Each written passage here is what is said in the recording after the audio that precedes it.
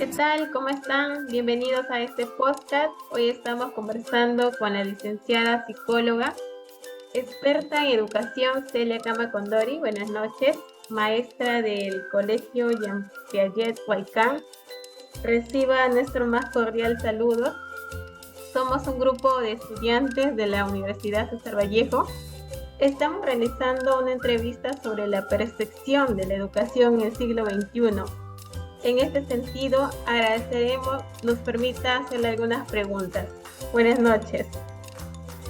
Buenas noches, Nercy. Primero agradecer a usted, ¿no? y a todos sus compañeros por haberme tomado en cuenta.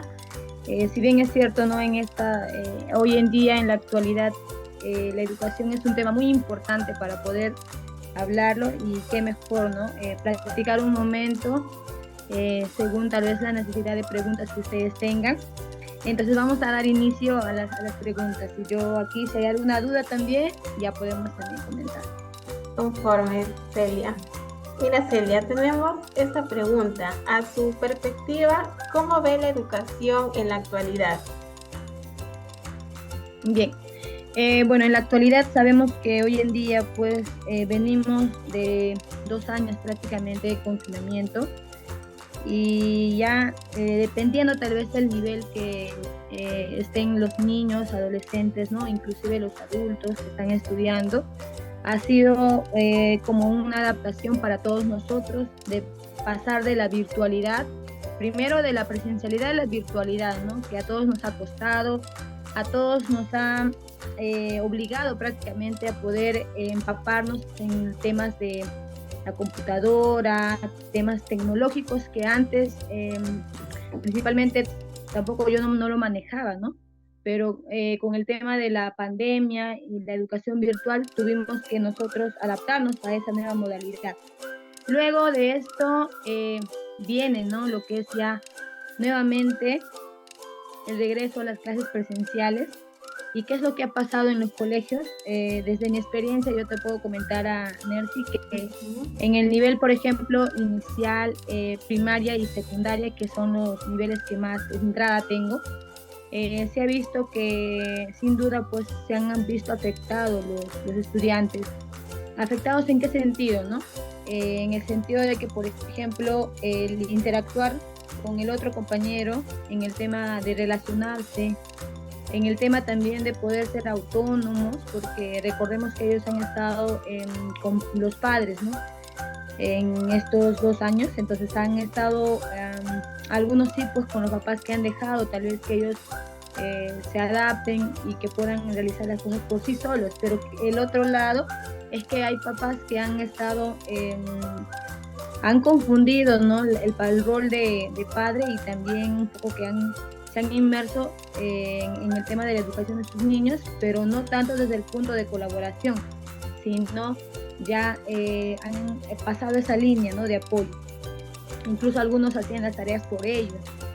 ¿Y qué es lo que pasa ahora que hemos vuelto a la actualidad en el tema de la educación ya presencial? Se ha visto justamente ese tema, ¿no? En el nivel de aprendizaje también hay debilidades en el tema de poder que los niños hayan logrado las capacidades según su edad, y en el tema social también, en el tema emocional también. Entonces hemos visto que hoy en día se está viendo, pues son visibles estos problemas.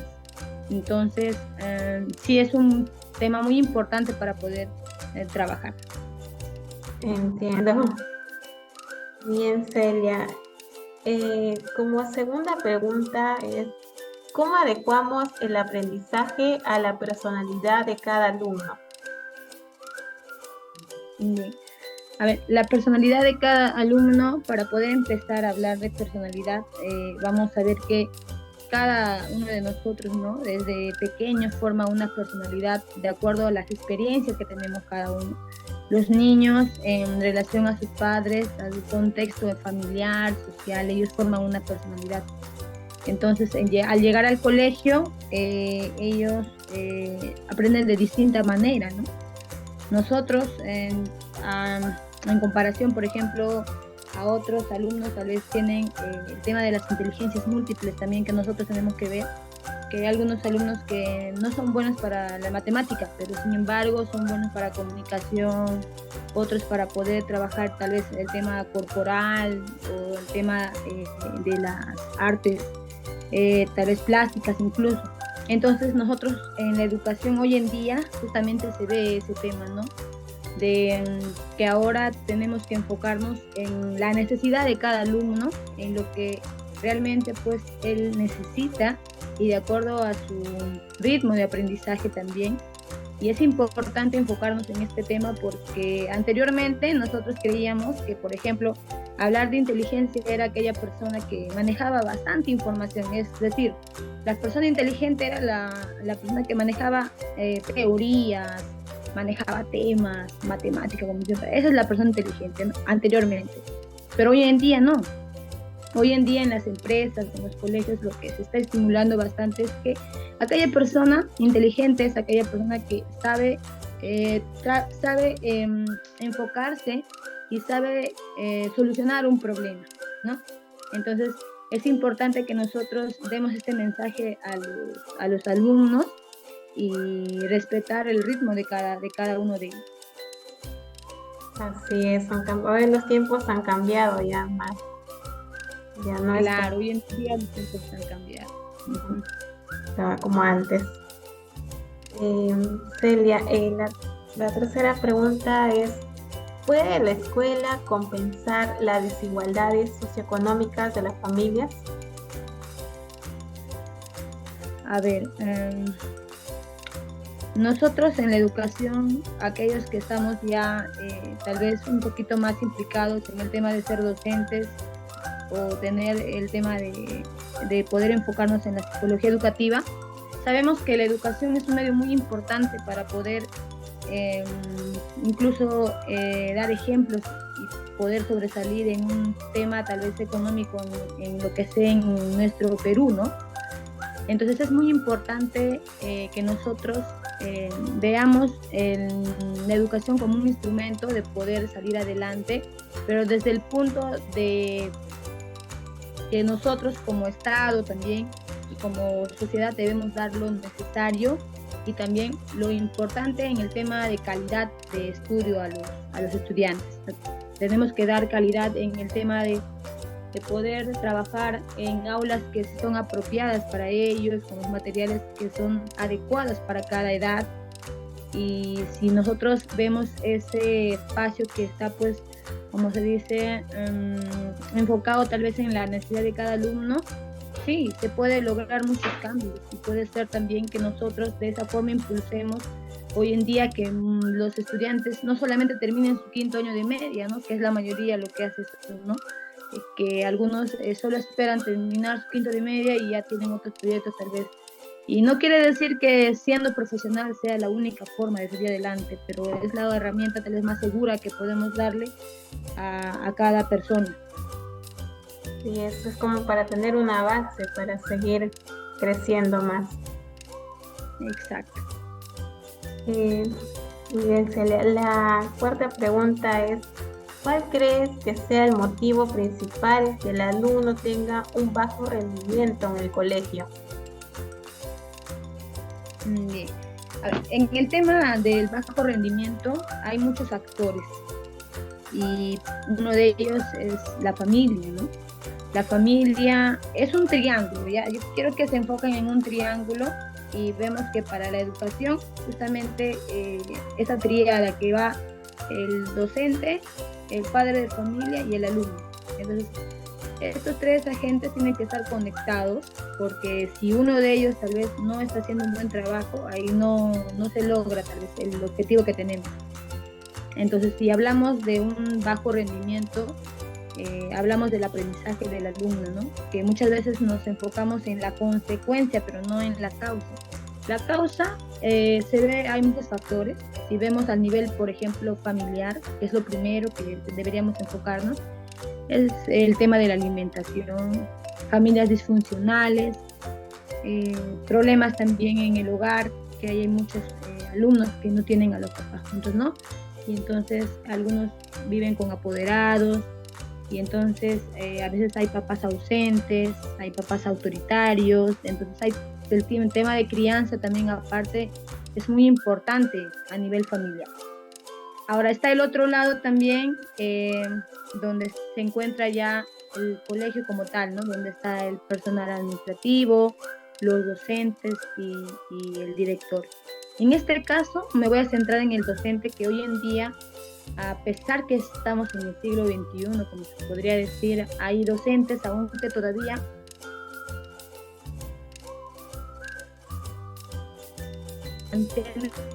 tener esa educación mecánica, por decirlo así, antiguo, ¿no? Donde el niño, pues, o el estudiante en este caso, cumplía ese rol de ser pacífico, es decir, de estar sentado y escucharnos refutar, ¿no?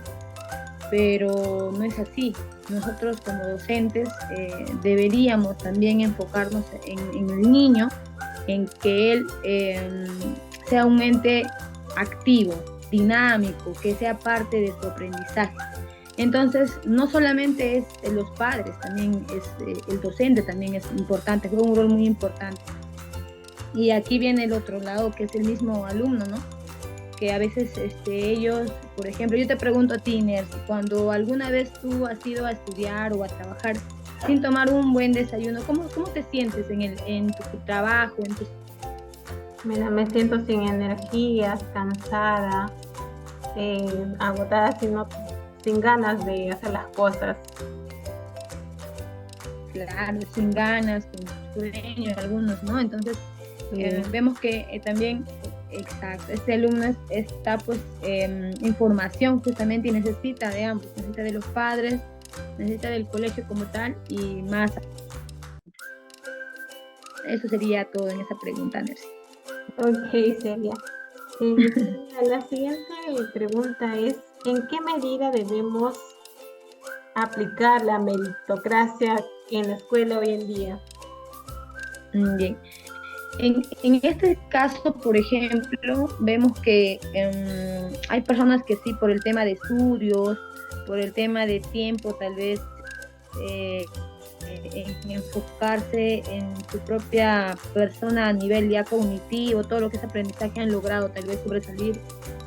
Y sí podríamos aplicarlo, pero en el sentido de no hacer ver, tú estás aquí abajo y yo estoy acá arriba, ¿no? No debería pasar eso, debería ser que nosotros el aprendizaje se tiene que compartir. Entonces, si vemos, por ejemplo, en los colegios incluso, ¿no? Hay todavía colegios que todavía premian, ¿no? a los alumnos, incluso premian el tema de poder y ponen su lista larga ahí en la puerta del colegio, ¿no? El niño ocupado, pero no nos enfocamos en el otro lado. ¿Qué pasa con estos pequeños o las papás puesto en mínima, baja, ¿no? Entonces, hacer la comparación en el tema de educación a nivel de los estudiantes, yo creo que no experiencias, no sería muy útil, pero si nosotros enfocamos desde la capacidad de que estos niños que sobresalgan, digamos, ¿no? O incluso los profesores sobresalgan, ayuden a sus demás compañeros y se vuelvan como líderes para poder apoyar al otro. Siempre en cuando nosotros enseñemos lo que sabemos, también incluso nos reforzamos más lo que nosotros podemos haber llegado a aprender, ¿no? Y solo así yo creo que se podría tal vez trabajar en ese tema de poder dar el tema de que aprovechar las capacidades tal vez de otra persona para poder hacer como un equilibrio, ¿no? Sería eso. Entiendo. Celia, la otra pregunta es, ¿qué tipo de espacios son los más adecuados para que los alumnos tengan un mejor aprendizaje? Bien. Ahí, por ejemplo, es un tema muy amplio para poder hablar en el tema de la mobiliario, el tema del espacio, ¿no? Si nos damos cuenta, por ejemplo, anteriormente, vemos que hasta hoy en día no ha cambiado mucho en este tema. En este tema no hemos avanzado mucho. No hemos avanzado nada, es decir, en educación, porque todavía tenemos, ¿cómo recibías tus clases tú, Nercy, anteriormente? A ver, en la escuela, en el colegio, ¿cómo te acuerdas que recibías tu clase? Mira, yo me acuerdo que no tenía buen ambiente ahí, buen espacio para desarrollar mis clases. Solamente tenía mi mesita, mi sillita, pero el tema del alumbrado no era el adecuado para tener un mejor aprendizaje en este caso. Sí, no fue fácil. Claro. Entonces vemos que, por ejemplo, desde ese punto no hemos avanzado nada, porque hoy en día igual hay colegios que siguen con las mismas mesas antiguas, siguen los estudiantes, algunos incluso utilizan tiza todavía. Y bueno, algunos que sí ya han cambiado por el pulmón, ¿no? Pero vemos que en el tema mobiliario es como cuando nosotros estudiamos, ¿no? Si estás en un lugar desordenado, que está sin poca iluminación, pues no te va a llamar la atención, al contrario, te va a dar sueño, no vas a querer, te va a dar pereza. Entonces, los estudiantes es lo mismo, ¿no? Incluso en el tema del mobiliario, yo averiguando ya en pregrado, por ejemplo, hay en otros países donde la educación no es así como nosotros lo trabajamos aquí, que es estar sentado, ¿no? Es más vivencial, es estimular al estudiante en otros espacios, ver que él esté tal vez incluso una clase de biología, asistir a un biohuerto, como en algunos colegios sí los hay, pero en la mayoría vemos que no, que falta de infraestructura. Inclusive cuando ha habido también el tema de huaicos, ha habido varios colegios también que se han visto pues no sé, ¿no? Se han visto expuestos tal vez a un tipo de derrumbe y otros temas. Y en la sierra también se ve mucho eso por el tema de lluvias también. Y acá en Lima igual, ¿no? Hay el tema de a veces también vemos que hay colegios que son antiguos, que se les llaman colegios emblemáticos, es la palabra, colegios emblemáticos, que después de mucho tiempo están restaurándolo, están realizando una infraestructura moderna para cada uno, pero también igual ese trance también de pasar a la modernidad también es un costo, ¿no? Porque están ahorita expuestos tal vez en acá, por ejemplo, por donde yo estoy trabajando, hay un colegio que es el Manuel González Prada, que ese colegio, por ejemplo, ya van a inicios, claro, ya va medio año que están trabajando, ¿no? En el tema de poder actualizar su infraestructura. Entonces, se han mudado a otro espacio y ahí están realizando sus clases en casitas pues de material de madera, calaminas, y acá en Lima pues el sol es muy fuerte, ¿no? Y a ver, para poder hacer clases ahí también, eso yo me voy a la idea de, digo, con qué ganas voy a aprender ahí, más estaré pensando en tomar una agua fresca y cosas así que hay en cada debilidad, en cada departamento que hay en nuestro Perú. Sus dificultades de aprendizaje no son las adecuadas en este caso. Claro, no son las adecuadas para el buen clima pues de los estudiantes en su aprendizaje, no son adecuadas. Así es, Celia. Bueno, Celia, en la última pregunta, ¿qué principios debemos tener en cuenta al diseñar los nuevos espacios del centro? Los principios, yo creo que los principios van a depender del nivel. Por ejemplo, lo que es en el nivel inicial, lo que deberíamos manejar bastante es en el tema de priorizar la autonomía del niño, ¿no? De no tener los espacios de juego o los espacios de los juguetes, por ejemplo, que no estén al alcance del niño, que estén así. Los mobiliarios he visto en algunos colegios, por ejemplo, cuando he visitado, que están a la altura de un adulto, ¿no? Y eso tal vez no desarrolla la autonomía. Entonces, la necesidad de cada nivel en educación es muy distinta, ¿no? Para cada nivel inicial, por ejemplo, me he dado cuenta de ese aspecto. Y también lo que es en el tema de las áreas de juego. Muchos colegios, la mayoría particulares, no tienen un espacio de recreación que sea tal vez adecuada, ¿no? Y en el tema, por ejemplo, primario, igual. La mayoría de colegios ahora en Lima, la mayoría de colegios son casas, no son colegios como tal, ¿no? Y los únicos son los estatales, pero vemos que la mayoría de padres prefiere colocar tal vez a su hijo pensando que tal vez va a aprender más en un colegio particular. pero vemos la debilidad también de la infraestructura, que sí, si bien es cierto, están equipados con tal vez docentes de alto nivel, pero dejan de lado bastante el tema del mobiliario, no del mobiliario, sino del tema del espacio que sea adecuado para el aprendizaje de los niños. Y entonces, en principio, deberíamos tener como necesidad primero enfocarnos en la autonomía del niño, en el respeto también porque tenga pues del mismo baño, ¿no? Que pueda tener este colegio, de las áreas verdes que debería tener ese colegio para poder también por ahí ingresar al tema de cuidado del ambiente, esta cultura en cuanto a la limpieza, en cuanto al cuidado ambiental, que también es un tema importante en educación, y enseñar con el ejemplo, ¿no? A ellos. Así es, Celia. Muchas gracias, Celia, por esta conversación. Fue muy interesante en temas de la educación. Sí, gracias a ustedes, gracias a ti por haber pensado en mi persona para poder haber dado tal vez este pequeño conversatorio. Y nada, pues decirles a ustedes, ¿no?, que sigan realizando justamente el uso de las tecnologías, ¿no? Porque vemos que los estudiantes, incluso nosotros, estamos hoy en día inmersos en la tecnología, que a veces ya no agarramos un libro, ya no estamos viendo las bibliotecas. La información tiene que estar en los lugares donde ellos buscan, ¿no? Hoy en día vemos, por ejemplo, que nosotros a los adolescentes vemos que están metidos en TikTok,